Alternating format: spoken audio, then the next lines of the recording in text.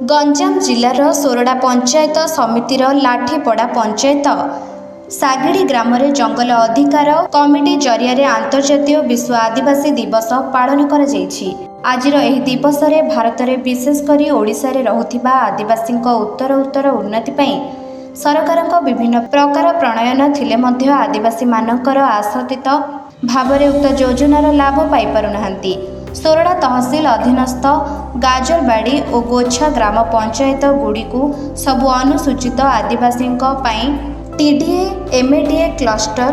TPS भली योजना लागू होईछि, किंतु कौनसी आदिवासी ग्राम को प्रधानमंत्री सड़क योजना किंबा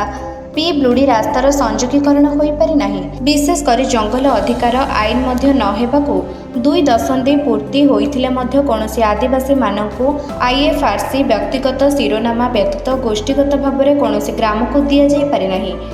एणु आज जंगल अधिकार कमिटी जरिया विश्व आदिवासी दिवस पालन अवसर में कार्यक्रम में जोगदे मुख्य अतिथि रूपे वरिष्ठ आईनज्ञ श्री अरुण कुमार दास, आईनजीवी सोरडा आदिवासी जनजाति महासंघर महासचिव स्वतंत्र अतिथि श्री थियोफिल गमांग सागिड़ी आदिवासी एकता विषय में निजर वक्तव्य रखिथिले। मुख्य वक्ता रूपे श्री राम गमांग गंजाम जिला परिषद मेंबर सोरडा पंचायत समिति सोरडा ब्रह्म गमांग पूर्वतन आदिवासी महासंघ गजपति जिलार सभापति सम्मानित अतिथिगण माने हेले संग्राम नायक गंजाम जिलार एआईकेएमएस संपादक रवि नायक, गंजाम जिलार दलित महासंघ जोसेफ मुठा माझी, डिम्बलू नदी भिटामाटी सुरक्षा मंच कंधमाल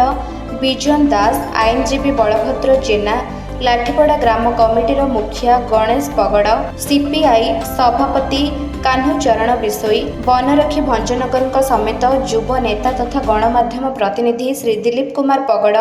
संजीव पट्टनायक, जोसेफ मल्लिक, डागेड़ा मल्लिक और जोहान रईत समेत 15टी ग्राम पंचायतर मुखिया और निर्वाचित प्रतिनिधि माने बहु संख्यार जोग देइथिले। एही कार्यक्रम को आदिवासी महासंघर महासचिव श्री थियोफिल गमांग स्वतंत्र अतिथि रूपे जोग दे सभा कार्य परिचालना करथिले। भंजनगर पुरुषोत्तम महापात्रଙ୍କ रिपोर्ट निरपेक्ष न्यूज।